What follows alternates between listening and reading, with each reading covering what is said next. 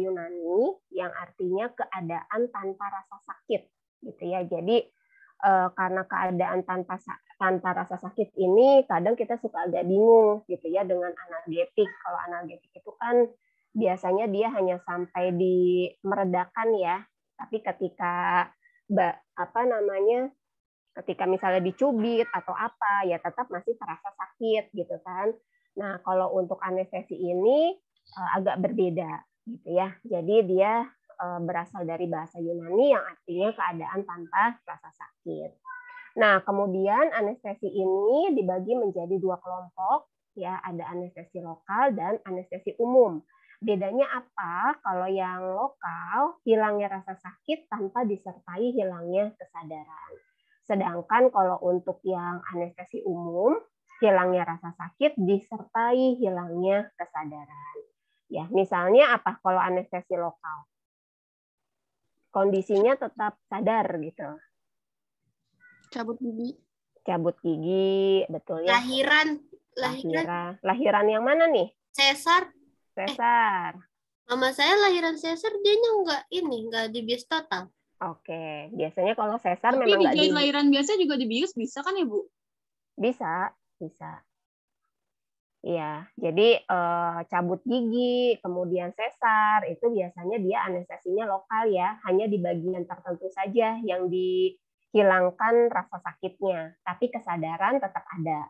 Ya, kalau yang lahir normal itu kalau nggak salah sekarang ada sistem yang terbaru ya, jadi disuntikan biar kontraksinya itu tidak terlalu nyeri katanya, tapi tetap harus ada kontraksi, karena kalau misalnya nggak ada kontraksi gimana kita mau merasakan gelombang cinta dari dede bayi gitu kan.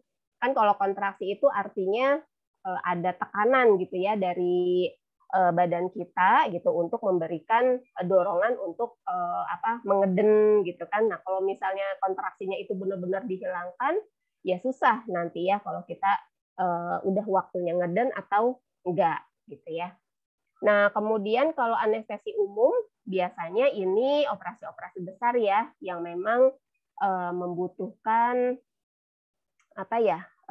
pasien itu kesadarannya sampai dihilangkan gitu ya. Misalnya kayak operasi jantung, operasi kanker gitu ya. Pokoknya operasi-operasi yang besar seperti itu. Jadi ini adalah penggolongan anestesi secara umum. Ya, untuk lebih jelasnya mungkin kalian sudah pernah dapat ya di farmakologi. Ini saya hanya mereview sedikit saja. Nah, karena di slide ini kita membahasnya tentang anestesi umum, ya, jadi kita lebih banyak di anestesi umum. Nanti di slide yang berikutnya ada anestesi lokal. Ya, jadi anestesi umum ini obat yang dapat menimbulkan anestesia atau narkosa, ya, suatu keadaan depresi umum di susunan saraf pusat yang bersifat reversibel, di mana seluruh perasaan dan kesadaran ditiadakan sehingga agak mirip keadaan pingsan. Ya, jadi ini adalah anestesi umum. Nah, tahap-tahap anestesi umum.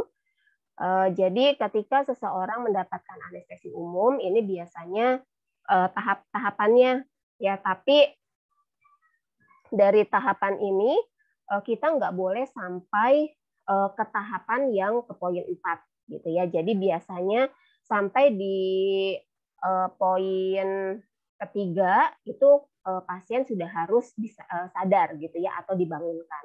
Karena kalau sudah lewat dari tahap anestesia, apalagi sampai masuk ke tahap yang kelumpuhan sumsum tulang, itu biasanya dapat menyebabkan kematian ya kepada pasien. Nah, di sini tahap yang pertama adalah analgesia. Nah, analgesia ini adalah kesadaran berkurang, kemudian rasa nyeri hilang, dan terjadi euforia ya atau rasa nyaman yang disertai impian yang mirip halusinasi. Ya, saya belum pernah sih di anestesi umum ya. Apakah benar gitu ketika di anestesi itu timbul di tahap yang analgesia ini. Cuma kalau untuk yang anestesi lokal, saya dulu pernah di waktu lahiran anak ketiga. Ya, lahiran anak ketiga itu setelah lahir ternyata ari-arinya itu masih ada yang nempel gitu ya, jadi nggak bisa diambil manual pakai tangan dokter karena udah agak dalam dan susah gitu. Jadi akhirnya setelah melahirkan itu saya harus dikiret juga gitu ya. Nah, dikiretnya ini berarti membutuhkan anestesi lokal gitu ya.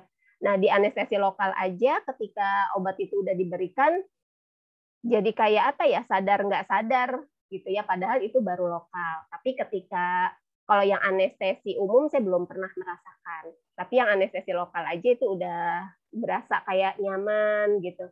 Terus pandangan juga kayak yang apa burem-burem gimana gitu ya, itu baru anestesi lokal. Nah, apalagi kalau untuk yang anestesi umum gitu ya. Jadi itu tahap yang pertama. Kemudian tahap yang kedua, setelah melalui tahap analgesia, masuk ke tahap eksitasi. Nah, tahap eksitasi ini kesadaran hilang dan timbul kegelisahan, hingga tahap ini disebut juga dengan taraf induksi. Tapi pada tahap kedua ini biasanya tiap orang itu berbeda-beda ya responnya.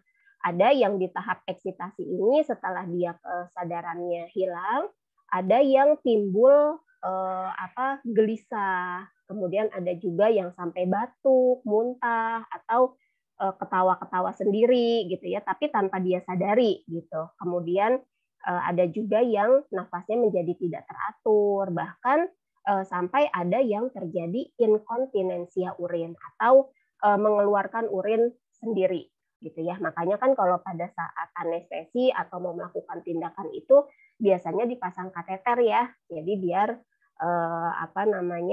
tetap dalam kondisi kering atau bersih seperti itu.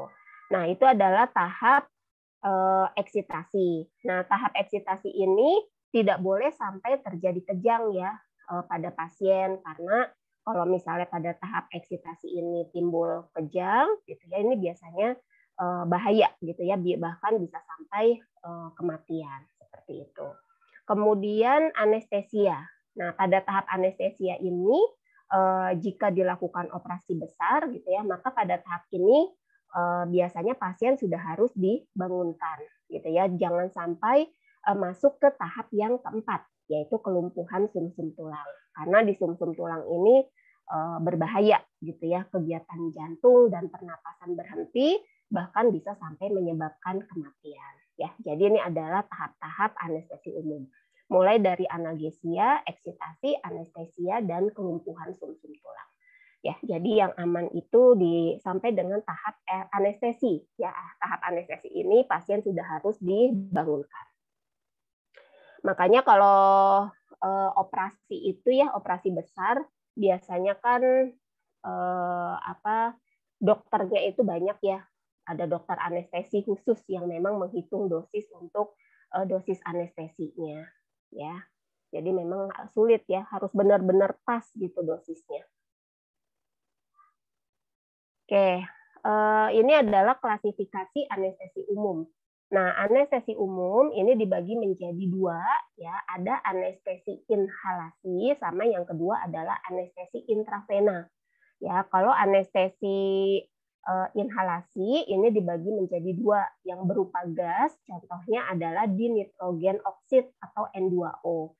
Sedangkan yang kedua itu berupa volatil liquid, contohnya ether, halotan, isofluran, desfluran, dan sevofluran. Nah, ini contoh atau golongan dari yang anestesi inhalasi. Kemudian golongan yang kedua ya, atau klasifikasi yang kedua dari anestesi umum adalah anestesi intravena. Ya, jadi kalau yang anestesi intravena berdasarkan aksinya dibagi menjadi dua. Yang pertama adalah fast acting drugs, ya, contohnya golongan barbiturat seperti thiopental, hexobarbital, propofol, etomidate. Nah, yang kedua slow acting drugs. Ya, artinya kerjanya dia lebih lebih slow atau lebih pelan gitu ya dibandingkan dengan yang fast acting. Golongannya itu benzodiazepin seperti diazepam, florazepam, midazolam, kemudian golongan analgetik opioid. Nah, golongan analgetik opioid kemarin masuk kemana nih? Analgetik opioid Analgetik narkotik atau analgetik non narkotik kemarin?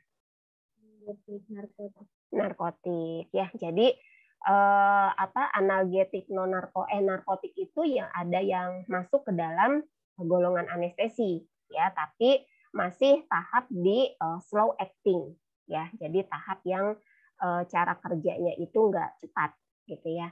Contohnya adalah fentanyl dan ketamil. Oke, ini adalah yang pertama ya. Tadi kan anestesi itu dibagi menjadi dua. Anestesi dibagi menjadi dua ya, atau klasifikasinya ada dua, ada anestesi inhalasi sama anestesi intravena ya. Nah, ini struktur dari anestesi inhalasi. Tadi kan anestesi inhalasi dibagi menjadi dua juga ya. Apa aja tadi? Gas sama volatil liquid. Oke, bentuk gas sama volatil liquid. Ya, untuk yang gas contohnya adalah nitrous oxide ya, atau nitrogen oxide, ini rumus strukturnya. Kemudian untuk yang volatil liquid contohnya seperti ether, kemudian metoksifluran, kemudian enfluran, sevofluran, isofluran dan desfluran ya.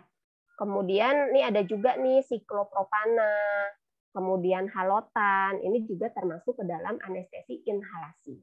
Ya, jadi memang ada yang berupa gas sama ada yang berupa volatil liquid ya, atau cairan.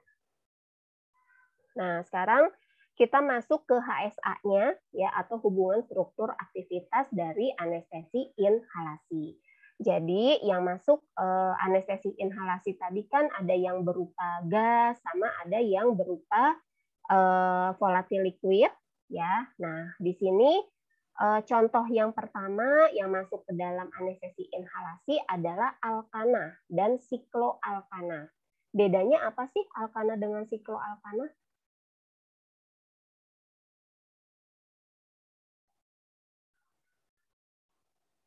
Kimia organiknya gimana nih? Alkana dan sikloalkana.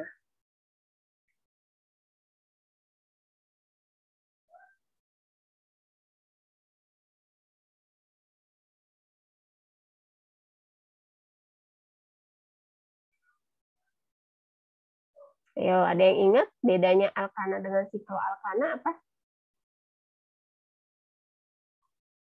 Ini harusnya udah dapat nih kimia organik ya. Ini awal nih. Hidrokarbon jenuh, hidrokarbon tidak jenuh.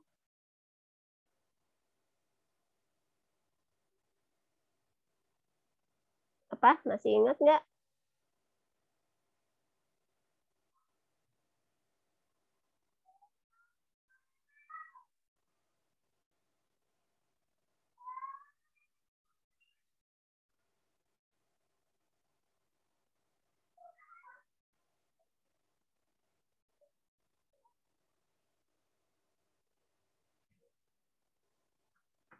Apa?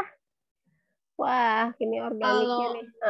Alkana dia punya ikatan, dia cuma punya ikatan kimia tunggal, Bu. Kalau sikloalkana dia cuma terdiri dari atom C sama H. Tunggal, atom C sama H. Oke, Ya. siapa yang punya pendapat lain? Antara alkana dengan sikloalkana.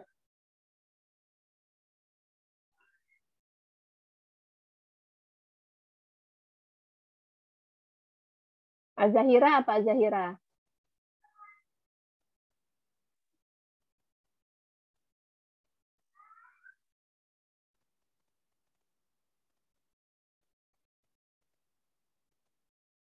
Ya, apa?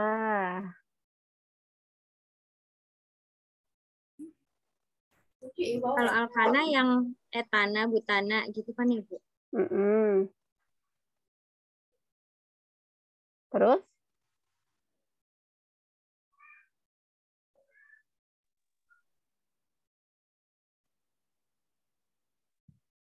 Terus kalau siklo yang apa?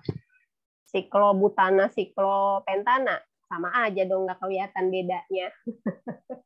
Kalau sikloalkana merupakan alkana rantai tertutup atau siklik ya, Bu. Kalau alkana? Rantai tertutup. Kalau alkana?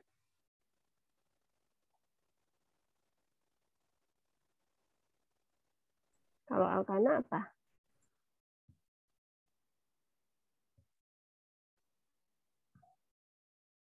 Hidrokarbon jenuh Ya, yang apa tidak tuh? memiliki ikatan rangkap dua dan tiga. Apa? Apa Mbak Florita?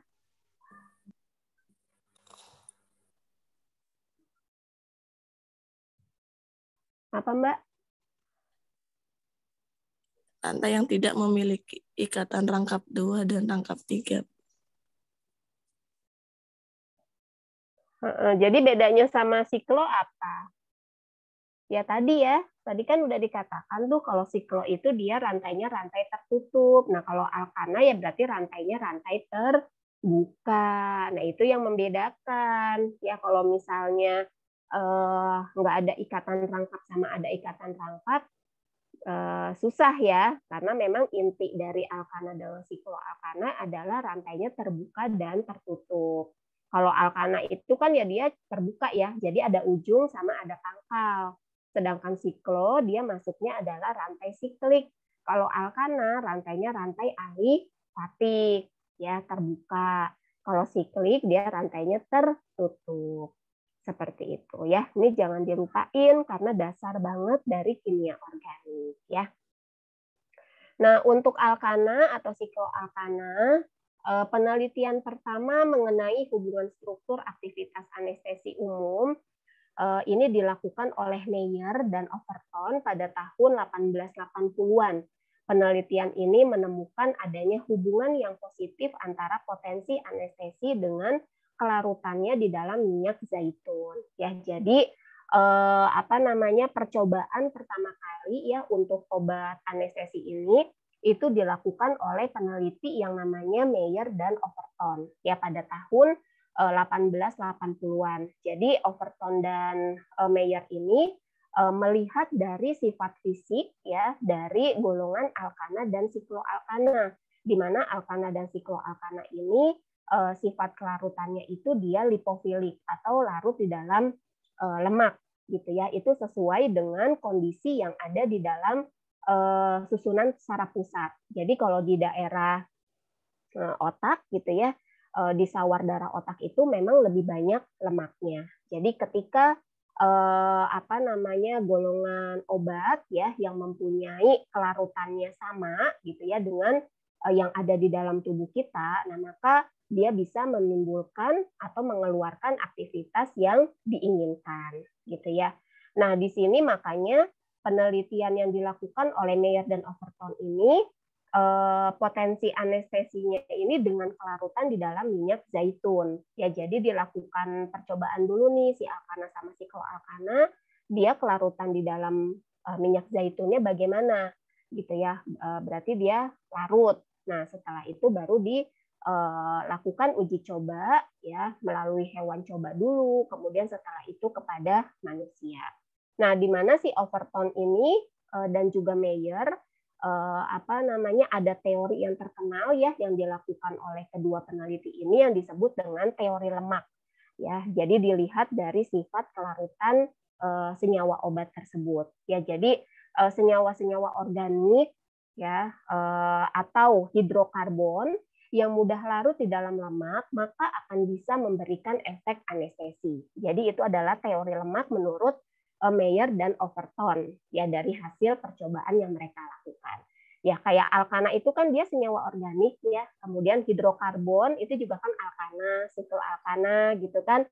Nah, ini dia dari sifat fisiknya dia larut dalam lemak. Nah, ternyata yang larut dalam lemak ini akan bisa memberikan efek anestesi. Ya, itu adalah teori dari Overton. Kemudian selain senyawa organik dan hidrokarbon, teori dari Meyer juga contoh yang lain adalah ether. Ya, ether yang biasa digunakan sebagai obat bius, ini juga sama, dia kelarutan dalam lemaknya tinggi ya. Dan kelarutan pada sel-sel sarafnya juga tinggi. Makanya ether itu juga digunakan sebagai anestesi. Ya, seperti itu. Jadi itu adalah teori dari Overton dan Meyer ya yang dilakukan untuk menguji efek anestesi ya dari obat-obat senyawa organik, hidrokarbon dan juga ether.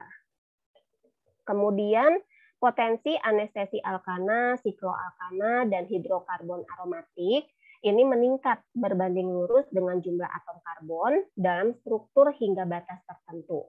Pada N-alkana, batas tersebut adalah 10, di mana N-dekana memiliki potensi anestesi yang minimal. Ya, jadi kalau alkana itu kan tergantung jumlah karbonnya ya. Kalau karbonnya semakin panjang ya berarti jumlah karbonnya semakin banyak, artinya dia rantainya semakin panjang. Nah, ternyata yang memiliki efek anestesi itu ada batas minimalnya. Ya, jadi maksimal itu adalah 10.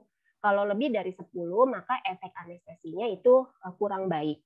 Ya, di mana N-dekana aja ya yang jumlah karbonnya 10 itu memiliki efek anestesi yang minimal. Ya, apalagi kalau jumlah karbonnya itu 11, 12, 13 dan seterusnya. Karena 10 saja itu sudah memberikan efek anestesi yang minimal. Kemudian sikloalkana. Nah, pada sikloalkana batasannya adalah 8, di mana siklooktana tidak menunjukkan adanya potensi anestesi pada tikus. Nah, berkurangnya aktivitas anestesi hingga batas atom karbon tertentu bisa saja disebabkan oleh sulitnya mencapai organ target karena berkurangnya tekanan penguapan atau sukar larut di dalam darah atau ketidakmampuan terikat pada tempat kerja. Ya, jadi kenapa karbonnya ini nggak boleh terlalu panjang karena masing-masing senyawa obat itu kan pasti mempunyai kemampuan yang berbeda-beda gitu ya. Semakin panjang karbonnya ya artinya semakin banyak yang harus dilarutkan gitu kan di dalam tubuh. Nah, berarti kan ada batas maksimal gitu ya kemampuan dari suatu obat dan juga di dalam tubuh dari masing-masing pasiennya. Nah, untuk siklooktana atau sikloalkana maksimal karbonnya itu adalah 8. 8 saja.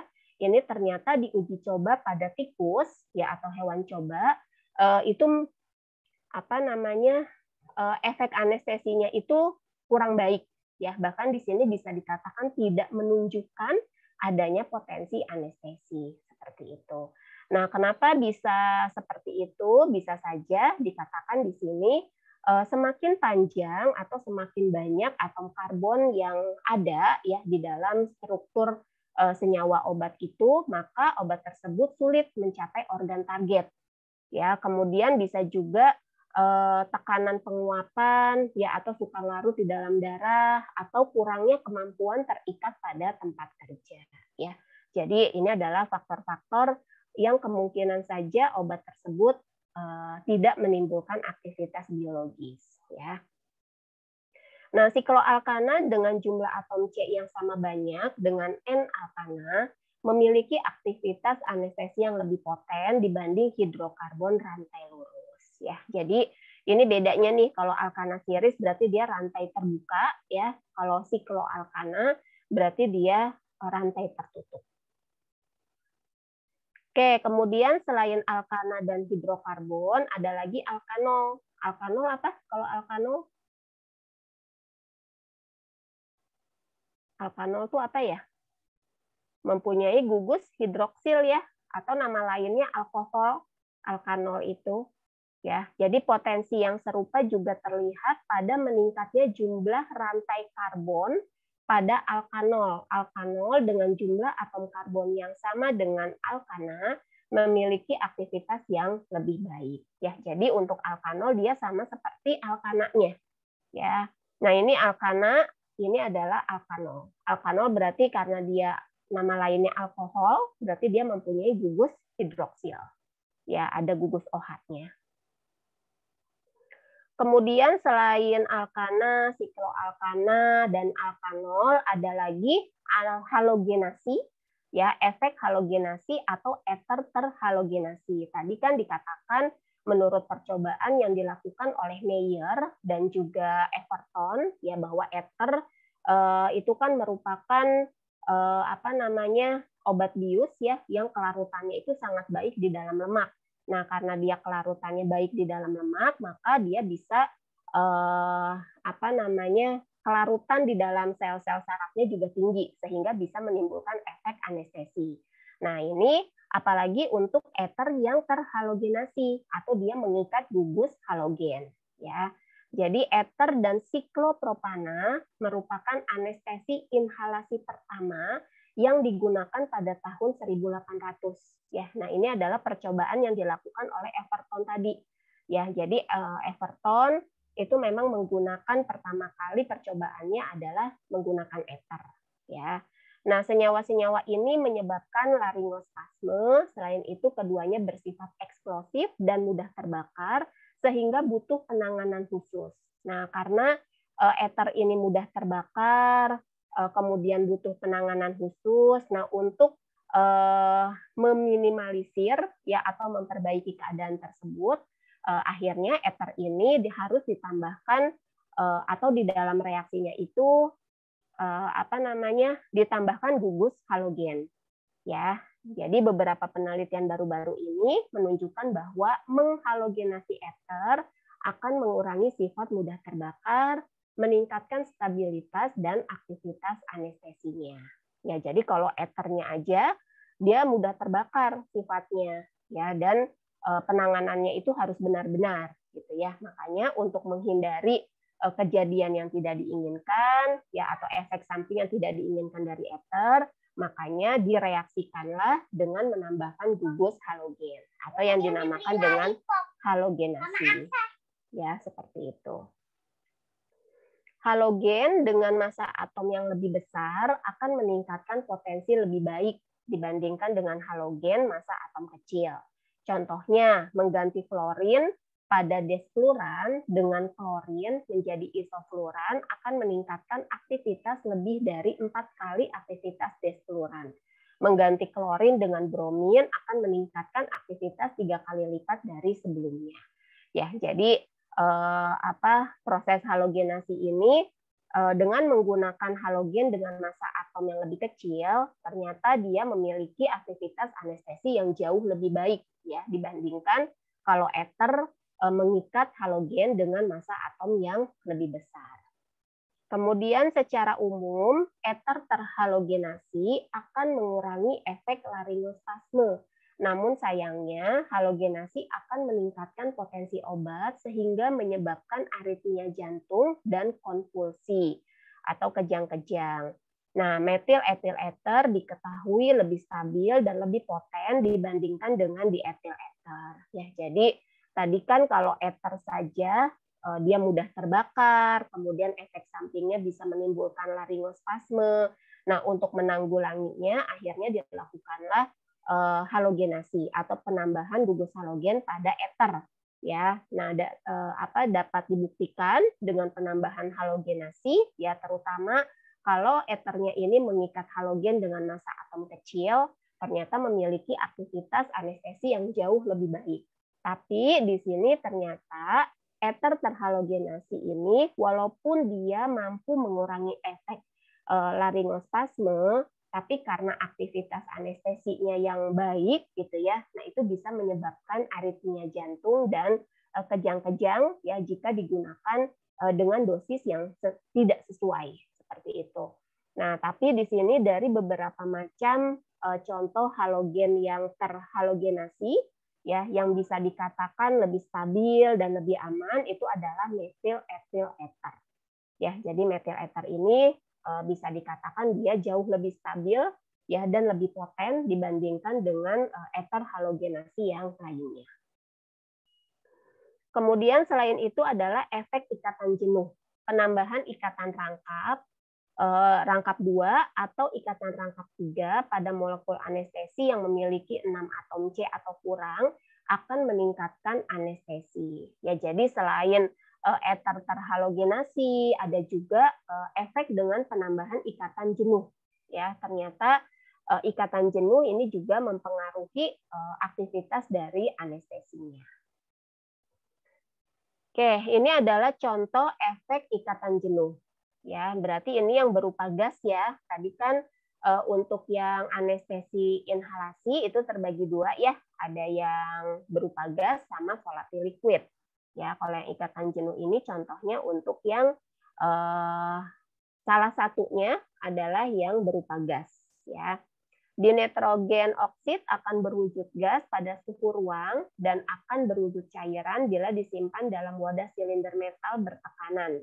Dinitrogen oksid merupakan anestesi disosiatif dan menyebabkan euforia ringan dan halusinasi. Karena potensinya yang rendah, maka N2O ini tidak dapat digunakan secara tunggal sebagai anestesi dalam operasi. Bila digunakan secara tunggal, maka pasien harus menghirup dalam-dalam N2O sebagai pengganti oksigen. Hal ini akan menyebabkan hipoksia dan dapat menyebabkan kematian. Ya, jadi untuk dinitrogen oksid ini dia tidak boleh digunakan tunggal. Ya, jadi harus kombinasi gitu ya, karena efek samping yang jauh lebih berbahaya jika digunakan secara tunggal. N2O dapat menonaktifkan enzim metionin sintase, yakni suatu enzim yang penting dalam sintesa DNA, sehingga tidak boleh digunakan pada ibu hamil dan pada pasien defisiensi vitamin B12. Kemudian N2O merupakan anestesi yang populer yang digunakan oleh dokter gigi dan umumnya sebagai gas ketawa. Ya, untuk operasi N2O digunakan bersama dengan anestesi lainnya. Mungkin kalian pernah dengar ya gas ketawa. Nah itu adalah dinitrogen oksid. Ya, biasanya memang digunakan di dokter gigi ya untuk tindakan pada bagian mulut ya. Kemudian selain dinitrogen oksid, efek ikatan jenuh juga contoh yang lainnya adalah halotan. Nah, halotan ini termasuk etana terhalogenasi, berarti alkana yang mengikat gugus halogen, ya, yang berbentuk cairan, tidak mudah terbakar, tidak berbau tajam, dan mudah menguap yang diperkenalkan pada tahun 1956. Halotan dapat meningkatkan denyut jantung, menyebabkan aritmia jantung, meningkatkan aliran darah otak dan tekanan intrakranial. Halotan sangat mudah teroksidasi bila terpapar sinar matahari menjadi HCl, HBr, Cl-, Br-, dan fosgen. Sehingga untuk mencegah oksidasi, maka halotan sebaiknya ditempatkan pada wadah botol coklat dengan menambahkan timol 0,01% sebagai penstabil. Halotan memiliki potensi anestesi yang tinggi. Selain halotan, ada lagi metoksifluoran. Ya, metoksifluoran merupakan cairan yang mudah menguap, memiliki koefisien partisi darah gas yang tinggi, sehingga masa induksinya lama, begitu pula dengan masa recovery-nya.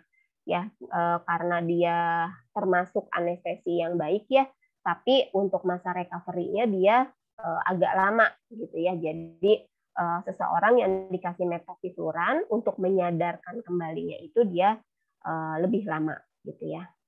Sekitar 75% obat termetabolisme menjadi dikloroasetat, difluorometoksiasetat, oksalat, dan ion fluorid.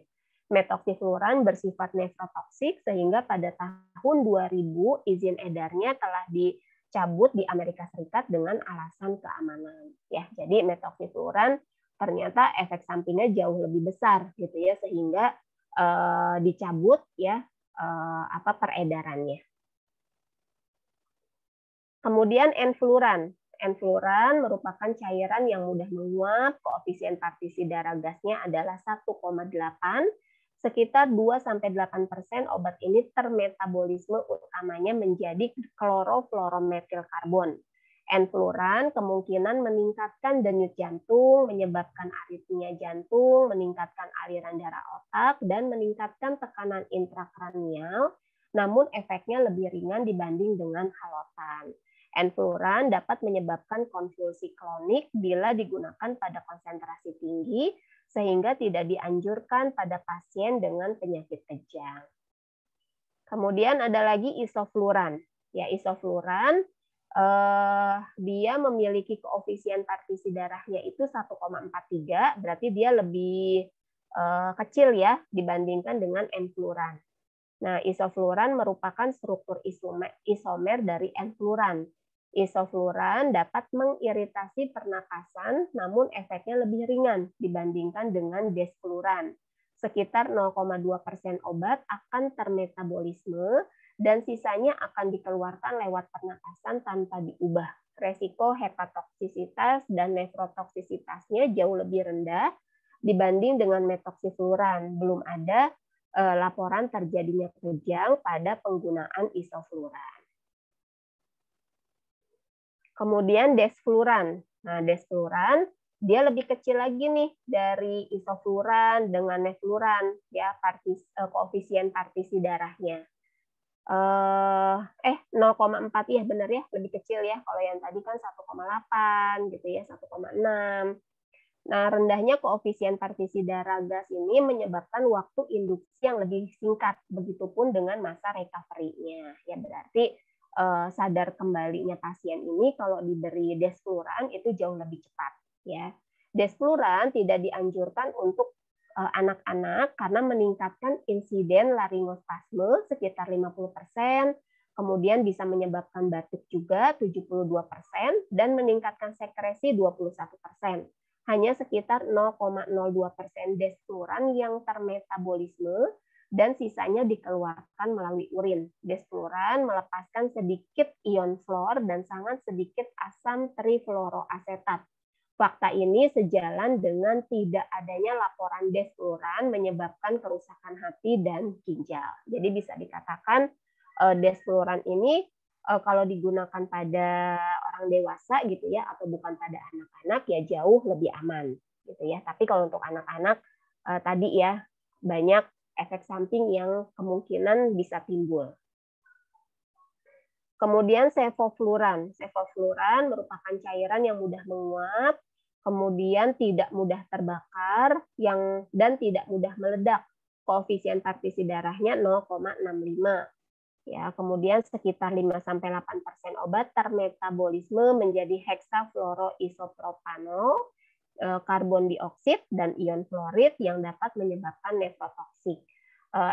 Sevofluoran telah dilaporkan menyebabkan epilepsi, kejang saat operasi khususnya pada anak-anak. Berarti sama dengan yang tadi ya sebelumnya, desfluoran. Kemudian xenon.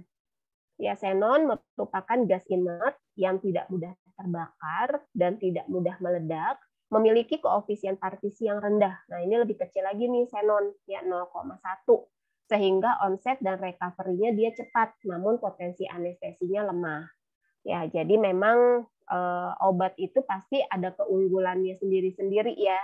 Ada yang anestesinya baik nih, efek anestesinya, tapi ternyata masa recovery-nya malah lebih lama gitu kan, sadar kembalinya pasien itu lebih lama. Kemudian efek sampingnya jauh lebih besar. Ya, ada yang efek sampingnya kecil, tapi efek dari anestesinya jauh lebih ringan seperti itu. Jadi biasanya memang tidak ada yang sempurna ya istilahnya.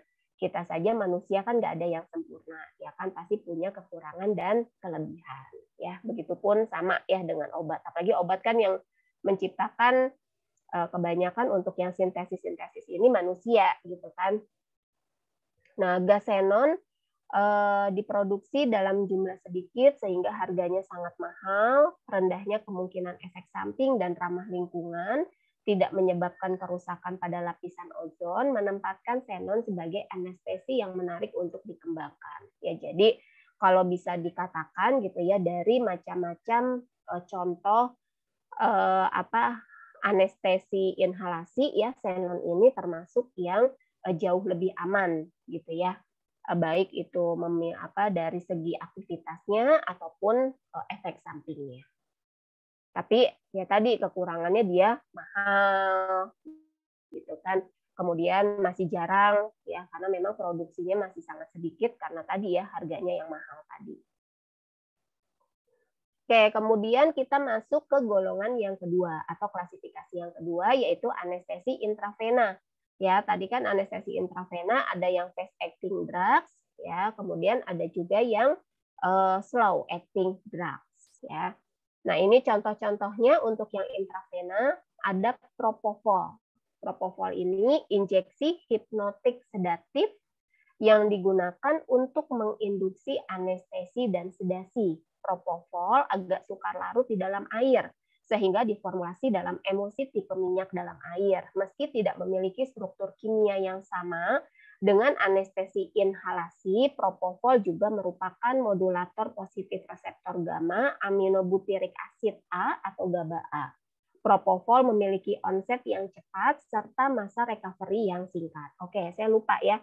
Jadi kalau anestesi intravena, ya ini kan ini intravena ya. Salah satu contohnya adalah propofol. Ini rumus strukturnya. Kalau kita lihat rumus struktur dari anestesi intravena ini jauh lebih lebih lengkap atau lebih kompleks ya strukturnya. Ada senyawa aromatiknya, kemudian ada senyawa hidroksilnya, kemudian ada juga mengikat beberapa gugus metil. Ya, tapi kalau misalnya dibandingkan dengan anestesi yang inhalasi, nah, ini kan yang inhalasi ya. Nah, yang inhalasi kalau kita lihat ya strukturnya itu sangat sederhana. Ya kan kayak alkana itu kan hanya rantai lurus ya, walaupun dia ada cabangnya ya tetap saja dia rantainya rantai terbuka. Ya, yang jauh lebih simple gitu ya untuk strukturnya dibandingkan dengan golo anestesi yang intravena. Ya, tapi walaupun dia memiliki struktur yang sangat sederhana, tapi kita tidak bisa langsung menyimpulkan gitu ya bahwa aktivitas yang dikeluarkan ya atau dihasilkan itu akan lebih jelek gitu ya atau lebih kurang dibandingkan dengan struktur obat yang strukturnya itu lebih lengkap ya. Jadi kita tidak bisa menyimpulkan seperti itu ya, terbukti dari obat-obat anestesi inhalasi ini ya, walaupun dia strukturnya sederhana tetapi mempunyai aktivitas biologis yang baik ya. Nah, jadi untuk yang anestesi inhalasi ini kalau kita lihat dari strukturnya, poin yang bisa kita tangkap di sini adalah senyawa-senyawa organik yang mempunyai kelarutan lemak tinggi ini akan memberikan aktivitas biologis gitu ya, walaupun memang strukturnya dia sangat sederhana. Ya, meskipun eter, kemudian hidrokarbon terhalogenasi pada dasarnya bukanlah merupakan struktur inti ya. Kalau struktur inti itu kayak yang tadi tuh propofol. Ya ada benzennya, ya kemudian ada gugus hidroksilnya.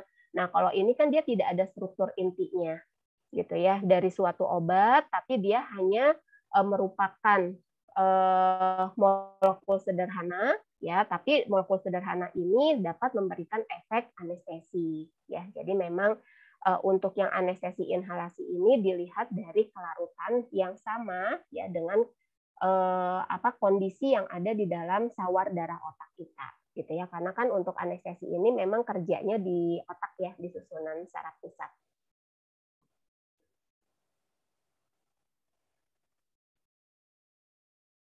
Nah, ya kalau kita lihat nih bandingin sama propofol beda gitu kan. Dia lebih kompleks. Ini struktur intinya seperti ini. Jelas gitu ya kalau dia mempunyai misalnya aktivitas yang jauh lebih baik ya wajar gitu kan karena memang dia ada struktur intinya berbeda dengan yang inhalasi. Makanya kalau inhalasi itu kan harus benar-benar tepat ya penggunaannya, dosisnya, karena kalau kurang ya banyak kemungkinan aktivitas biologis itu tidak tercapai. Kemudian selain propofol ada lagi etomidat. Ya etomidat ini, nah ini juga lihat kalau dilihat ya strukturnya kompleks ya, beda dengan yang inhalasi. Etomidat merupakan imidazol terkarboksilasi yang digunakan untuk menginduksi anestesi umum. Etomidat terdistribusi dengan cepat setelah pemberian secara intravena ke seluruh tubuh dan konsentrasi pada jaringan biasanya sama atau melebihi konsentrasi plasma. Kelarutan dalam lemak yang tinggi sehingga obat dapat dengan mudah menembus sawar darah otak, di mana konsentrasi tertinggi dalam otak tercapai hanya dalam 1 menit setelah administrasi. Jadi cepat ya pemberian setelah diberikan gitu ya, 1 menit itu sudah langsung tercapai gitu ya, atau sudah langsung bisa berikatan dengan reseptornya. Nah, mekanisme kerja etomidat diduga berasal dari modulasi positif reseptor GABA. ya. Kemudian ketamin. Ya, ketamin merupakan obat yang beraksi cepat dan dapat digunakan untuk induksi anestesi, baik digunakan secara tunggal maupun kombinasi dengan obat lainnya. Berbeda dengan anestesi umum lainnya, ketamin tidak beraksi pada reseptor GABA. Ketamin beraksi sebagai antagonis non-kompetitif terhadap reseptor glutamat, yakni N-metildaspartat yang terletak di otak. Ya, kalau kalian perhatikan, dari mulai anestesi inhalasi sampai dengan anestesi intravena, pasti sifat fisik dari senyawa-senyawa obatnya itu dia larut di dalam lemak, gitu ya, karena memang sesuai dengan tujuannya. Kan tujuannya ini mau sebagai menghilangkan kesadaran gitu kan, atau menghilangkan rasa nyeri. Nah, itu kan berarti pusatnya ada di otak, di mana sawar darah otak itu ya sifatnya dia lipofil, ya, sehingga obat yang harus diberikan pun ya harus mempunyai kelarutan yang sama. Oke, itu untuk anestesi umum. Kemudian ini adalah analisa kualitatifnya, ya, untuk anestesi umum. Nah, senyawa barbiturat ini termasuk yang fast acting ya, fast acting drugs. Jadi dia sifatnya ini lipofil, ya, artinya dia larut dalam lemak atau suka akan lemak. Kemudian karena dia lipofil berarti dia sukar larut dalam air ya, atau hidrofilik ya. Tetapi mudah larut dalam pelarut-pelarut nonpolar seperti minyak, kloroform dan sebagainya. Nah, dia digunakan secara ekstensif sebagai hipnotik dan sedatif. Nah, ini tahap kerja untuk identifikasinya.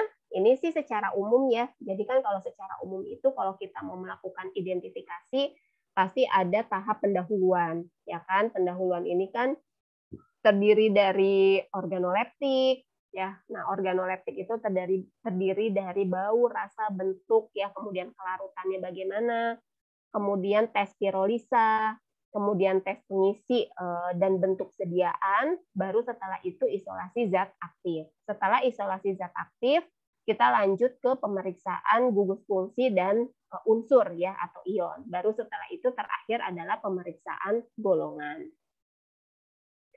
Nah, ini untuk turunan barbiturat. Jadi untuk setelah kita melewati tadi ya uji pendahuluan, kemudian uji gugus fungsi dan unsur, ya, masuk nanti ke uji golongan. Setelah uji golongan ini memang dia masuk ke dalam turunan barbiturat, maka ini langkah yang bisa kita ambil untuk mengidentifikasinya. Ya, ini adalah turunan barbiturat. Nah, turunan barbiturat ini ditambahkan dengan reaksi Zwicker. Artinya ketika turunan barbiturat ini ditambahkan dengan Zwicker, maka dia akan positif ya, memberikan warna seperti itu. Nah, kemudian setelah ditambahkan reaksi Zwicker, kita tambahkan kalium permanganat. Ya, kalau larutan kalium permanganatnya ini kan kalium permanganat itu kan warnanya ungu ya. Nah, kalau misalnya warna ungunya ini hilang, ya maka dia positif untuk turunan barbiturat yang siklobarbital dan heksobarbital. Ya, tapi kalau ditambahkan kalium permanganat warna ungunya enggak hilang, maka dia positif untuk fenobarbital dan metilfenobarbital. Ya. Nah, sekarang untuk yang warna ungunya hilang, ya artinya dia positif di sini, ya. Kemudian untuk membedakan antara siklobarbital dan heksobarbital, kita tambahkan dengan reaksi Demiges. Ya, kalau memberikan warna, maka dia positif siklobarbital. Kalau negatif, artinya tidak ada reaksi, ya, tidak menimbulkan warna, maka dia positif untuk heksobarbital. Nah, sekarang kalau yang ditambah kalium permanganat, warna ungunya nggak hilang. Berarti kan antara fenobarbital dan metilfenobarbital. Nah, untuk membedakan keduanya ini sama nih, ditambah reaksi Demiges. Ya, cuma kalau ditambahkan reaksi Demiges dia memberikan warna, ya artinya dia positif, berarti dia fenobarbital. Tapi kalau tidak, maka dia positif untuk metilfenobarbital. Ya, seperti itu. Nah, sekarang ini yang benzodiazepin. Benzodiazepin berarti untuk yang slow acting drugs ya. Dia ini enggak ada ya. Nah, contohnya diazepam ya, untuk senyawa benzodiazepin, dia kelarutannya itu sangat larut dalam lemak ya. Lagi-lagi sifat fisiknya ini untuk golongan benzodiazepin pun dia larut dalam lemak ya. Nah, ini rumus strukturnya seperti ini. Nah, untuk identifikasinya kita bisa menambahkan 5 mg diazepam ya atau sampel ditambah 1 ml 3 NaCl dipanaskan, maka akan timbul warna kuning lemah. Kemudian reaksi terhadap gugus metilen yang aktif ini akan berubah menjadi merah. Ya, ini untuk identifikasi senyawa benzodiazepin. Terutama untuk ini ya, si diazepam ini. Oke, untuk yang materi anestesi umum sudah selesai. Nah, ini ada tugas ya. Carilah identifikasi lainnya yang termasuk dalam golongan anestesi umum. Tadi kan untuk yang inhalasi nggak ada ya. Kalau inhalasi itu memang jarang kita bisa melakukan identifikasi gitu ya. Biasanya untuk golongan yang intravena aja. Nah, nanti kalau memang kalian dapat bisa ada gitu ya yang cara identifikasi untuk golongan inhalasi nggak apa-apa, boleh ya.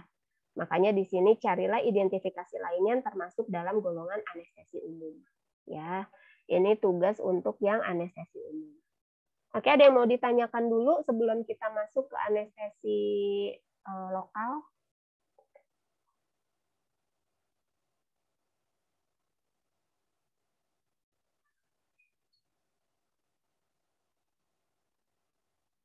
Oke, kalau nggak ada, kita langsung ke anestesi lokal aja ya. Nah, ini anestesi lokal. Tadi bedanya apa? Anestesi umum dan lokal? Kalau anestesi lokal hilangnya rasa sakit tanpa disertai hilangnya kesadaran. Untuk anestesi umum hilangnya rasa sakit disertai dengan adanya hilangnya kesadaran. Oke, berarti bedanya di sini adanya kesadaran dengan tidak adanya kesadaran ya, tapi inti persamaannya sama-sama menghilangkan rasa nyeri gitu ya. Oke, anestesi lokal. Ini anestesi lokal lebih banyak ya. Ini pustakanya. Nah, anestesi lokal adalah obat yang menghasilkan keadaan anestesia setempat dengan cara memblok penghantaran saraf secara reversibel. Anestesia setempat merupakan hilangnya rasa atau fungsi gerak pada bagian tubuh tertentu. Anestesi setempat digunakan secara setempat atau lokal pada jaringan saraf dalam kadar yang cukup. Efek yang dihasilkan dari kemampuan memblok impuls saraf dari saraf aferen kulit, permukaan mukosa, dan otot ke sistem saraf pusat. Ya, jadi untuk anestesi lokal ya namanya juga lokal ya. Jadi sesuai dengan yang diberikan. Kalau memang yang disuntikan itu bagian tangan sebelah kiri, ya artinya bagian kiri aja yang nantinya akan mati rasa atau tidak terasa nyeri ya ketika dicubit atau dilakukan tindakan seperti itu. Makanya dikatakan di sini anestesi setempat ya. Jadi hanya bagian atau tempat tertentu saja yang diberikan anestesi ya yang akan hilang rasa sakitnya seperti itu. Tapi untuk bagian yang lainnya ya tetap terasa gitu ya. Dan satu lagi tetap dalam keadaan sadar. Nah, sifat-sifat ideal yang diinginkan dari anestesi lokal adalah tidak mengiritasi jaringan dan tidak menyebabkan kerusakan permanen. Kemudian selain tidak mengiritasi, sifat yang kedua adalah toksisitas sistemiknya rendah. Ya, kemudian efektif jika disuntikan ke dalam jaringan atau digunakan secara setempat di kulit atau membran mukosa. Awal kerja anestesia cepat dengan masa kerja yang pendek. Ya, jadi ini adalah sifat-sifat ideal dari anestesi lokal. Ya, karena memang lokal kan artinya dia biasanya di permukaan kulit ya. Jadi permukaan kulit ini ketika dia disuntikan ya jangan sampai ada timbul iritasi. Kemudian jangan sampai ada toksik ya, efek samping yang dihasilkan. Ya, kemudian juga efektif gitu kan, disuntikan ke dalam jaringan. Kemudian sudah pasti efek anestesinya itu cepat gitu kan, ketika disuntikan ya langsung bekerja, tapi masa kerjanya yang pendek ya, karena memang agak beda ya anestesi lokal sama anestesi umum. Nah, mekanisme kerja dari anestesi lokal, obat anestesi lokal atau setempat bekerja dengan cara mencegah transmisi impuls sepanjang serat saraf dan pada ujung saraf. Pemblokan ini menyebabkan hambatan depolarisasi dan pertukaran ion. Pada keadaan istirahat, membran saraf yang terpolarisasi bersifat impermeable, selektif terhadap ion natrium. Pada fase awal, depolarisasi impuls saraf mengakibatkan pelepasan ion kalsium terikat sehingga terjadi peningkatan permeabilitas terhadap ion natrium. Kemudian depolarisasi terjadi akibat gangguan aliran ion Na+ dan K+ dalam melintasi membran. Anestesi lokal dapat menghambat pelepasan ion kalsium terikat atau menggantikan ion kalsium pada tempatnya, sehingga menstabilkan membran terhadap depolarisasi, akibatnya impuls saraf tidak ditransmisikan. Ya, jadi ini mekanisme kerja dari anestesi lokal. Nah, di sini masih di mekanisme kerjanya, ya, molekul anestesi lokal yang berikatan dengan membran dapat mempengaruhi permeabilitas membran dengan cara menimbulkan gangguan pada lemak, penyusun membran saraf. Molekul anestesi lokal juga meningkatkan tekanan permukaan lapisan lemak dan menutup pori tempat lewat ion-ion. Kedua mekanisme tersebut menghalangi terbukanya saluran ion natrium dan menyebabkan penurunan permeabilitas, suatu perubahan penting untuk menghasilkan potensial aksi dan transmisi impuls. Oke, sekarang kita masuk ke HSA-nya.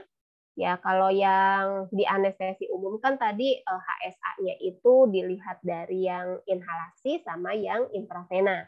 Ya, kalau yang inhalasi kan berarti untuk yang molekul-molekul sederhana ya, seperti alkana, sikloalkana, kemudian eter terhalogenasi, ya kemudian ada juga efek ikatan jenuh. Nah, kalau untuk anestesi lokal, HSA-nya ini, struktur umum anestesi lokal, dia terdiri atas 3 bagian penting. Ya, jadi ada cincin aromatik, kemudian ada rantai antara atau disebut dengan linker, dan gugus amin yang biasanya adalah tersier amin. Nah, ini adalah struktur inti yang tadi saya katakan ya, kalau di anestesi umum itu yang pada bagian inhalasi dia tidak punya struktur inti. Ya, beda dengan golongan intravena ataupun yang anestesi lokal. Ya, jadi dia punya struktur inti. Artinya ya struktur ini harus ada gitu ya, harus ada. Itu yang mana aja? Berarti cincin aromatik yang ini. Kemudian rantai antara, linkernya ini harus ada, sama gugus amin. Ya, ketika gugus ini tidak ada, maka aktivitas biologis dari anestesi lokalnya itu dapat terganggu. Bisa saja efek anestesinya yang menjadi tidak ada seperti itu, karena yang memberikan aktivitas biologis sebagai anestesi lokal adalah struktur inti ini. Ya, jadi ketika kita mau melakukan modifikasi, misalnya dari struktur inti ini kekurangannya adalah toksisitasnya yang tinggi, misalnya, artinya kan untuk menghindari toksisitas yang tinggi ini kita perlu melakukan modifikasi. Nah, untuk melakukan modifikasi ya berarti ada penggantian ya pada rantai samping ya dengan gugus-gugus yang lain ya. Ini kan berarti perlu dilakukan uji coba. Gugus apa nih kira-kira yang cocok sehingga aktivitas biologisnya tetap baik ya, tapi toksisitasnya jauh lebih rendah seperti itu. Oke, kemudian ini adalah bagian-bagian pada struktur umum dari anestesi lokal. Tadi kan anestesi lokal itu terdiri dari 3 bagian penting ya. Ada cincin aromatik, ada gugus linker, sama amin. Ya, nah sekarang kita masuk ke cincin aromatik. Cincin aromatik merupakan bagian lipofilik. Nah, lagi-lagi untuk anestesi lokal pun ternyata sifatnya adalah lipofil atau suka akan lemak. Ya, artinya kelarutannya itu ya baik di dalam lemak. Ya, yang membantu dalam penetrasi ke dalam membran biologis. Adanya substituen artinya cabang ya, atau dia mengikat gugus lain, atau pergantian ya pada cincin aromatik dapat meningkatkan sifat lipofilik dari cincin sehingga meningkatkan aktivitas. Substituen lipofilik dapat meningkatkan kemampuan molekul untuk berpenetrasi ke dalam membran saraf dan meningkatkan afinitasnya pada reseptor. Kemudian yang kedua adalah rantai antara. Rantai antara atau linker. Ya, jadi rantai antara atau linker ini biasanya adalah suatu ester atau gugus amida sepanjang rantai hidrofobik dengan panjang yang berbeda-beda. Ya, jadi dikatakan di sini si rantai antara ini ya dia bisa berupa ester atau berupa gugus amida. Ya, berarti yang di sini kan ini disebutnya tadi hanya linker aja gitu ya. Nah, linker ini berarti bisa gugus ester atau gugus amida, ya. Ester dan amida merupakan bioisosterik yang memiliki kemiripan dalam hal ukuran, bentuk, dan struktur elektroniknya. Kemiripan dalam struktur kimia ini menandakan bahwa ester dan amida memiliki sifat ikatan yang sama dan biasanya berbeda hanya pada stabilitasnya di in vitro atau di in vivo. Berarti ini pada saat uji coba ya. Kalau in vitro itu kan biasanya pada tahap lab ya, tapi kalau in vivo ini biasanya sudah ke hewan coba ya. Molekul yang memiliki rantai antara berupa amida dia lebih stabil dibandingkan dengan ester serta memiliki waktu paruh yang lebih panjang dibanding dengan ester. Jadi walaupun di rantai antara ini bisa suatu gugus ester ya atau gugus amida, ternyata gugus amida ini jauh lebih stabil ya dibandingkan dengan gugus ester. Kemudian bagian yang ketiga ya yang terpenting dari anestesi lokal adalah gugus amin. Ya, gugus amin ini umumnya mempunyai nitrogen tersier dengan pKa antara 7,5 dan 9,5. Pada pH fisiologis molekul akan berada pada bentuk kation dan bentuk netralnya. Teori hubungan struktur aktivitas anestesi terbaru menyatakan bahwa komponen anestesi yang terikat pada reseptor anestesi dalam kanal natrium adalah bentuk terionisasi. Ya, terionisasi artinya dia terionisasi itu berarti berubah menjadi bentuk ionnya ya. Misalnya kayak NaCl ketika dia terionisasi menjadi Na+ dan Cl- gitu ya. Molekul terpenetrasi ke dalam membran sel dalam bentuk kation di dalam sel molekul akan mengalami keadaan setimbang dan terionisasi menjadi bentuk kation kembali. Bentuk terionisasi inilah yang kemudian terikat pada reseptor anestesi. Jadi memang untuk beberapa obat gitu ya, ada yang dia itu aktif dalam bentuk terionisasi, ada juga yang aktifnya itu dalam bentuk tidak terion. Gitu ya. Kalau dia aktifnya dalam bentuk terionisasi ya artinya dia harus terurai dulu nih. Kayak NaCl tadi ya. NaCl dia terurai atau terionisasi menjadi Na+ dan Cl-.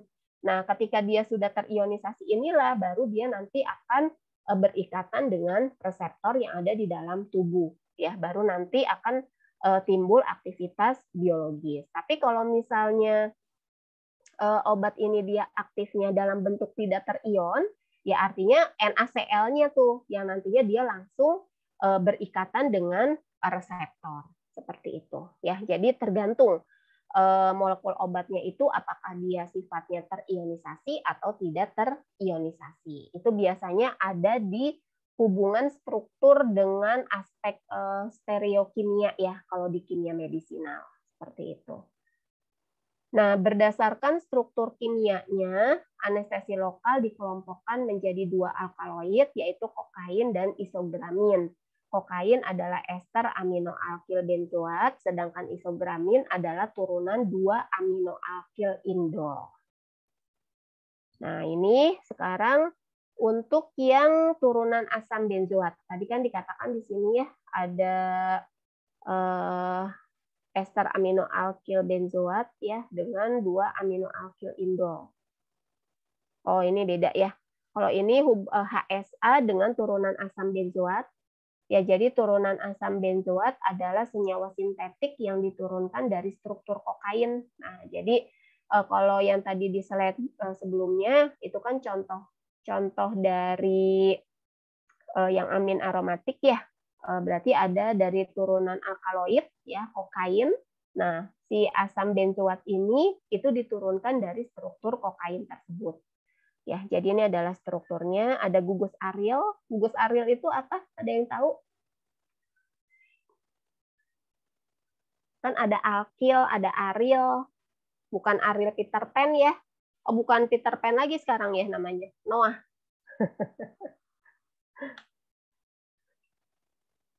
Apa? Aril itu biasanya senyawa siklik ya. Senyawa siklik. Kayak benzen, ya senyawa aromatik atau heterosiklik juga bisa gitu ya.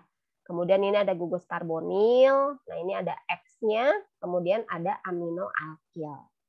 Ketiga kelompok konstituen dapat digantikan oleh gugus isosterik, sebagai contoh adalah COO, dapat digantikan dengan CONH. Nah yang ini ya, COO ini atau gugus karbonil ini dapat digantikan dengan CONH. Ya, untuk aktivitas anestesi adanya keseimbangan antara bagian lipofilik dan hidrofilik dari molekul sangat penting. Nah, contoh macam-macam gugus terhadap aktivitas turunan asam benzoat adalah gugus aril. Tadi kan yang pertama ini ada gugus aril. Ya, gugus aril ini radikal aril terikat secara langsung ke gugus karbonil. Nah, ini gugus aril dia terikat langsung pada gugus karbonil ya ini atau terikat melalui gugus inil jika sistem terkonjugasi ikatan rangkap diputus melalui pemasukan gugus CH2 atau CH2CH2 antara cincin aromatik dan gugus karbonil. Aktivitas akan turun atau hilang. Jadi tadi kan dikatakan untuk gugus aril ini apa namanya, dia terikat langsung pada gugus karbonil. Gugus aril ini karena dia mempunyai ikatan rangkap ya. Jadi kalau ikatan rangkapnya itu mau dihilangkan dengan mengikat gugus metil atau gugus etil, nah ternyata di sini aktivitasnya akan turun ya, aktivitasnya akan turun atau hilang. Ya, kemudian ester-ester, asam karboksilat, alisiklik, dan aril alifatik bersifat aktif. Konjugasi gugus aromatik dengan karbonil akan meningkatkan aktivitas anestesi setempat. Ya, jadi kalau ada pemasukan gugus metil ya atau etil di antara cincin aromatik ya yang menyebabkan ikatan rangkapnya menjadi hilang, justru itu akan menurunkan aktivitas dari anestesinya. Nah, kalau kita mau meningkatkan aktivitas anestesi, berarti kita harus melakukan konjugasi pada gugus aromatik dengan karbonil dengan mengikat ester-ester asam karboksilat. Seperti itu.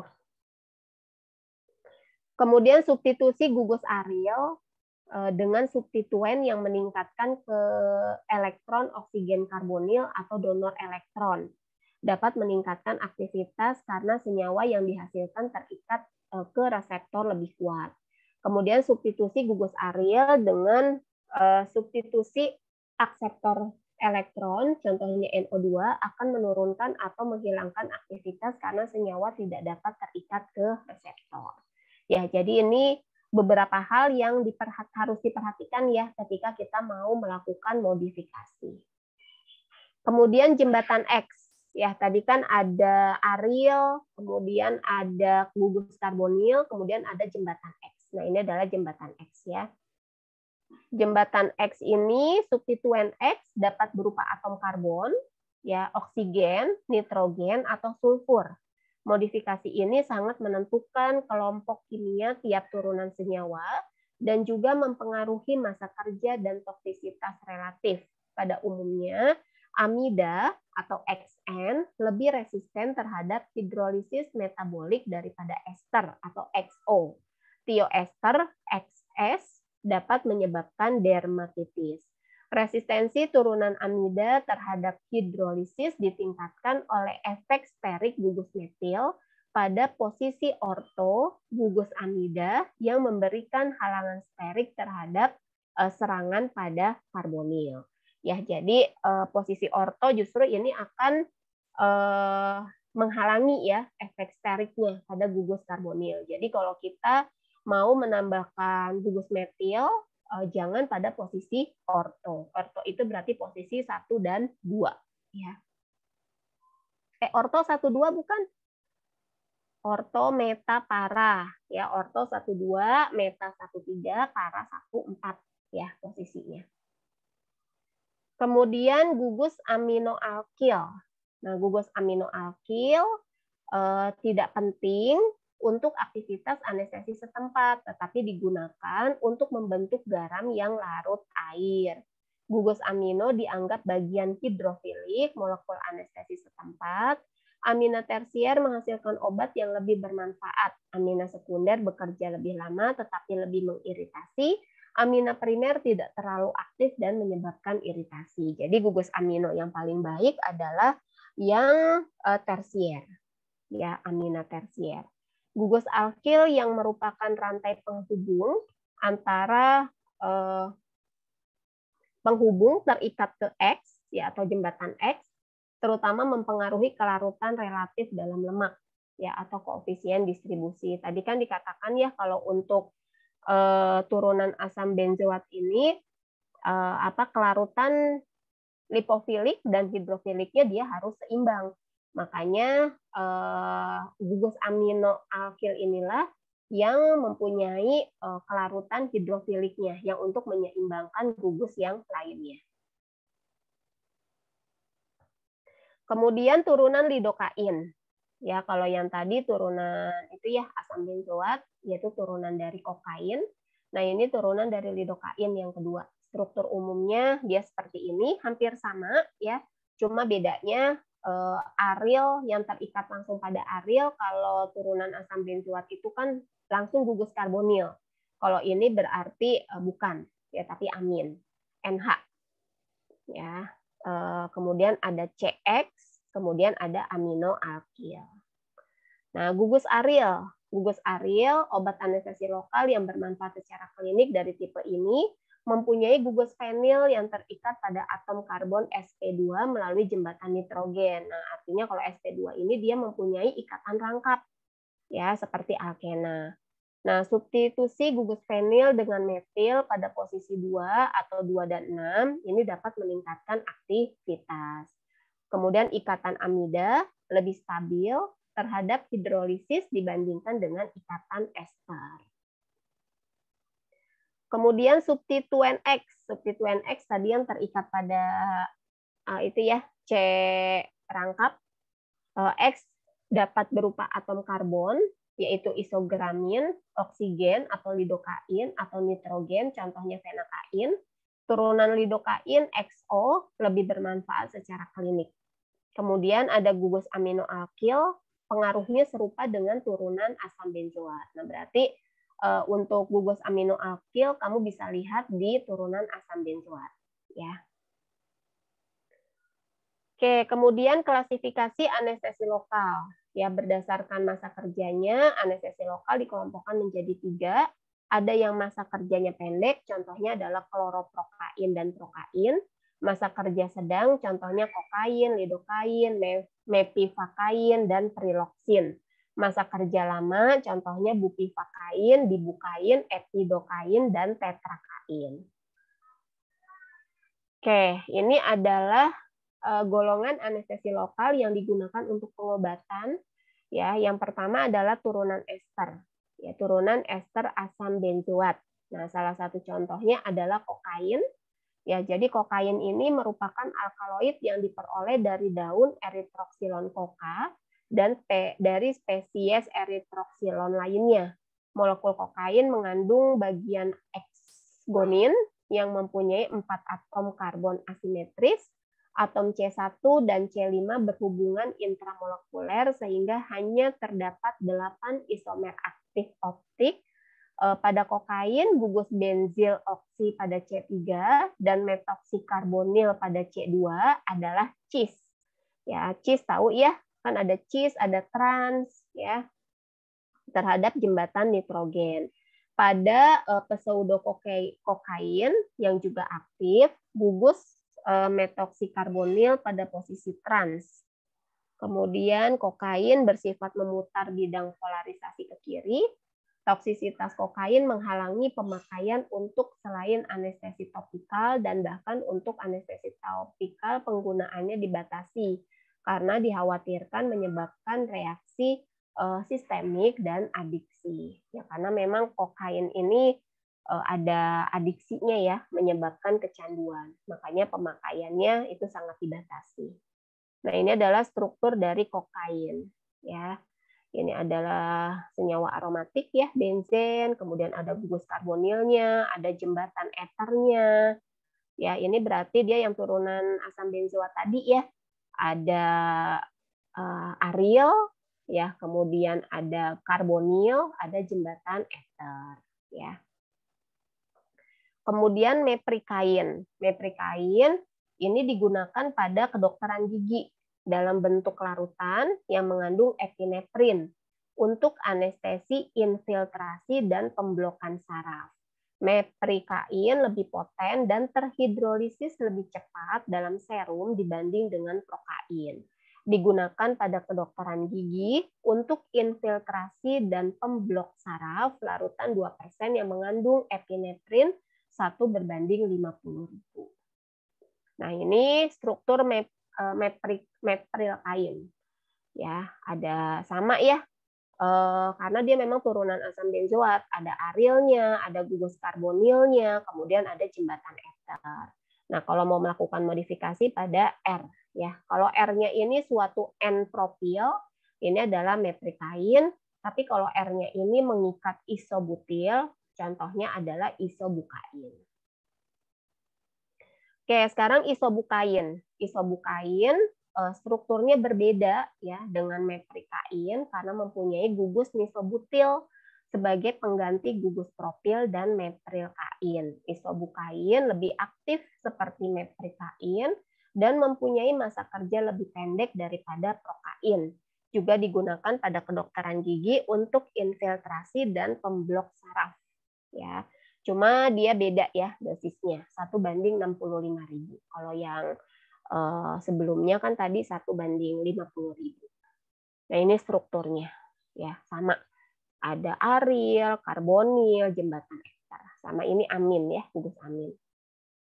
Siklometilkain ya, anestesi lokal yang efektif pada kulit yang rusak atau berpenyakit seperti luka bakar, abrasi pada membran mukosa rektal serta urogenital. Tidak boleh untuk penggunaan pada membran mukosa sistem pernapasan bagian atas atau mata. Nah, digunakan sebagai salep atau krim 0,25 sampai 1% konsentrasinya. Kemudian piperokain strukturnya berbeda dengan siklometilkain karena tidak adanya gugus 4-sikloheksilokси, digunakan terutama untuk anestesi mata. Larutan 2-4%, hidung dan tenggorokan 2-10%. Untuk infiltrasi dan pemblok saraf 0,5 sampai 2%. Berarti ini kebalikannya dengan siklometilkain ya. Kalau siklometilkain kan dia tidak bisa digunakan untuk membran mukosa seperti mata ya. Tapi kita bisa menggunakan piperokain kalau untuk penggunaan pada mukosa bagian mata ya. Nah, ini strukturnya. Ya, kalau R-nya ini dia mengikat H menjadi piperokain, kalau R-nya ini mengikat siklo ya dengan gugus eter ya O, ini menjadi siklometilkain. Kemudian yang kedua adalah turunan ester asam amino benzoat. Ini beda ya, kalau yang pertama kan turunan ester asam benzoat, kalau ini ada aminonya. Ya, obat anestesi lokal kelompok ini tidak boleh digunakan bersama dengan turunan sulfonamid karena potensi inkompatibilitas farmakologi. Produk hidrolisisnya adalah asam para amino benzoat ya, atau disingkat dengan PABA. Sulfonamid merupakan penghambat PABA dalam biosintesis asam hidrofolat. Jadi kenapa dia tidak boleh digunakan bersama dengan sulfonamid? Karena kerjanya berbeda. Ya, sulfonamid menghambat, sedangkan si ester asam amino benzoat justru menghidrolisis gitu ya menjadi si PABA tadi. Contohnya adalah benzokain, prokain, klorprokain, dan tetrakain. Nah, ini strukturnya. Ya. Nah, ini hasil modifikasinya ya. Jadi R1 kalau dia mengikat H, R2H, R3H ini benzokain. Kemudian kalau R1H, R2-nya MC2H52 kali H jadi prokain gitu ya, dan seterusnya. Kemudian, nah ini contoh dari ester asam amino benzoat, ada benzokain. Ya, ini contoh yang pertama. Kemudian selanjutnya adalah prokain hidroklorida. Ya, ini contoh dari turunan ester asam amino benzoat. Ya. Kemudian ada klorprokain. Ya, contohnya. Kemudian ada tetrakain, nanti ini kalian bisa baca ya untuk penjelasannya. Nah, kemudian ini turunan selanjutnya adalah turunan amida ya yang biasa digunakan untuk pengobatan. Tadi turunan yang pertama apa? Turunan ester ya. Turunan ester, ada yang ester asam benzoat sama ester asam amino benzoat ya. Kemudian yang kedua adalah turunan amida. Contoh obat dari golongan turunan amida adalah bupivacain, butanilikain, dibukain, etidokain, lidokain, metivacain, oxetazain, prilokain, tolikain, dan trimekain. Nah, ini rumus strukturnya ya. Nah, ini hasil modifikasinya ya. Nanti tinggal kalian lihat R1, R2-nya kalau diganti ini contoh obatnya. Seperti itu. Nah, ini persen pengikatan proteinnya berapa persen, kemudian pKa-nya dia berapa, lama kerjanya berapa menit setelah pemberian. Nah, ini ada di sini ya. Kemudian contoh dari turunan amida adalah lidokain yang pertama.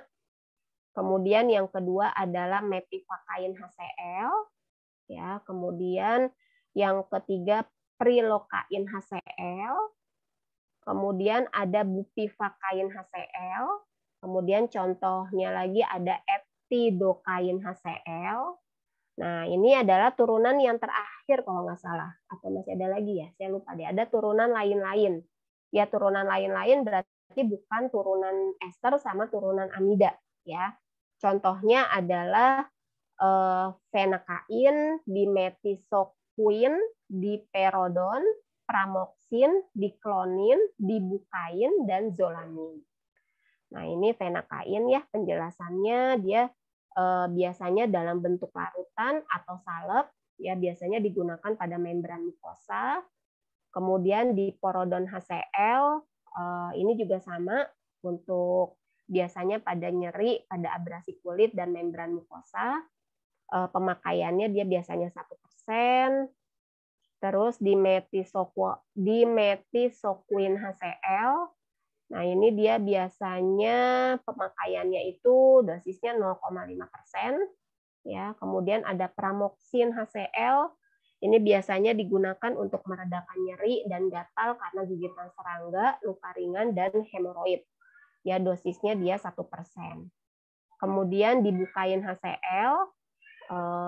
Ini dosisnya dia 0,5 sampai 1%.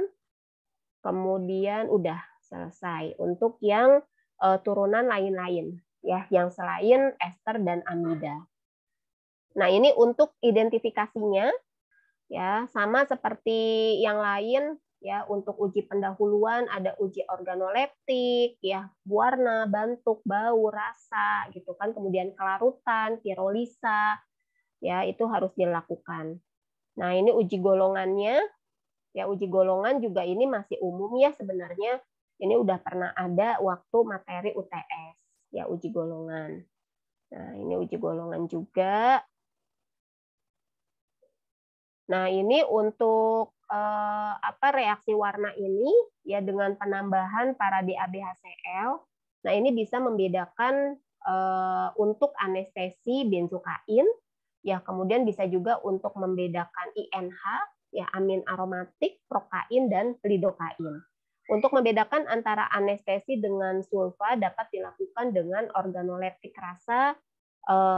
Oh iya, jadi kalau anestesi itu kita bisa ya dari uji pendahuluan aja kita bisa langsung menebak gitu ya. Jadi kalau misalnya kita nyobain golongan anestesi, ketika dicicipi pasti lidah kita menjadi kebal ya atau baal.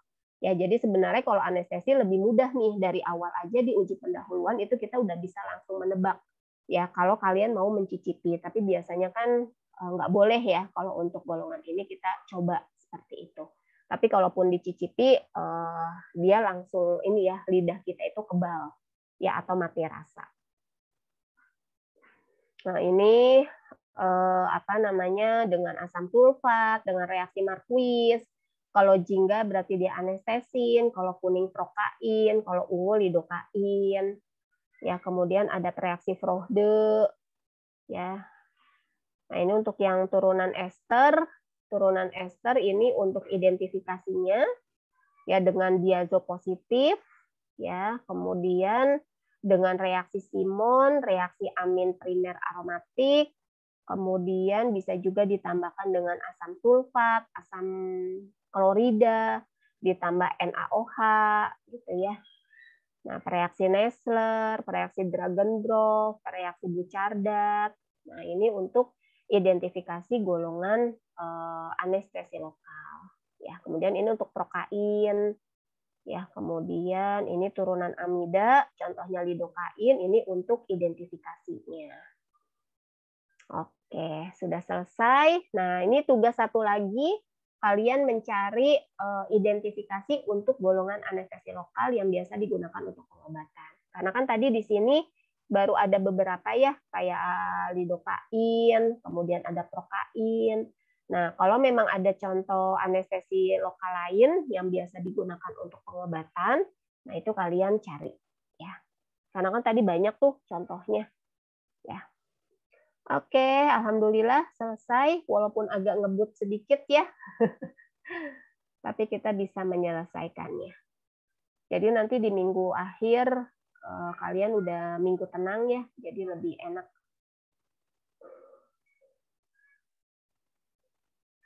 Bentar, saya buka absen dulu.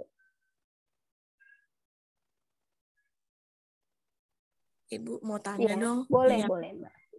Yang tugas pertama tadi itu kan cari identifikasi golongan anestesi umum itu yang kayak uji pendahuluannya yang ada 3 tahap itu ya, Bu?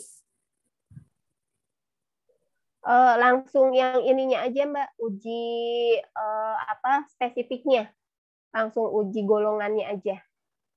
Jadi udah langsung misalnya anestesi umumnya itu kamu eter nih. Nah, eter itu untuk identifikasinya gimana sih? Gitu. Jadi nggak usah dari awal ya, organoleptiknya gimana, kemudian uji unsur, uji gugus fungsi sama uji itu nggak usah. Jadi langsung aja ke uji spesifik untuk obat tersebut.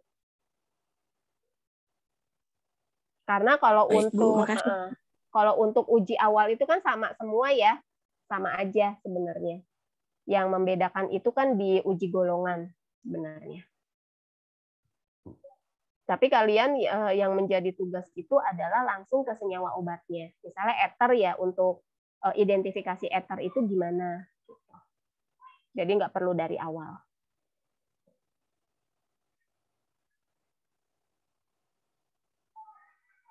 Oke, saya absen dulu. Sarah Permata tadi ada ya, Sarah Fauziah ada, Sylvia Yuni ada? Sylvia Yuni, Hadir Ibu. oke. Mala, Hadir, Bu. Anissa Rahma, Hadir Ibu. Gita Amelia, Hadir Bu. Yusnia, Hadir, Bu. Roida, Hadir Bu. Florita, ada tadi ya, Hadir, Bu. Lestari ya, Hadir, Bu. Farizan, Hadir, Bu. Azahira ada, Syalsabila, Hadir, Bu. Ananda ada, Siti Fatimah, Hadir, Bu. Abdul Hafiz, masih itu ya? Masih Haji, Bu. Oh Lagi iya. Haji, Bu. Ibu Sarah Fauziah hadir tadi ke toilet. Apa? Sarah Fauziah hadir, Bu. Tadi izin ke Oh toilet. iya. Heeh. Kok ini absennya tidak hadir semua ya? Nggak bisa diiniin. Oh, kayaknya error nih. Sebentar. Saya harus keluar dulu.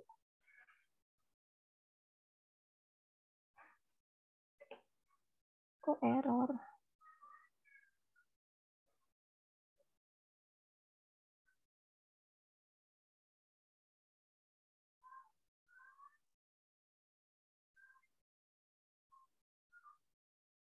Tuh, iya. Kok simpan ketidakhadiran ya? Ilmi ada, Ilmi? Ilmi ada nggak? Hadir Bu. Anita Hayatun Nafus? Hadir Ibu. Nafus Deborah? Hadir, Bu. Oke. Berarti hadir semua ya, kecuali Mas Hafiz ya? Iya, Bu. Oke. Ini kayaknya lagi error nih siaknya. Atau jaringan sayanya. Oke, nanti saya absen.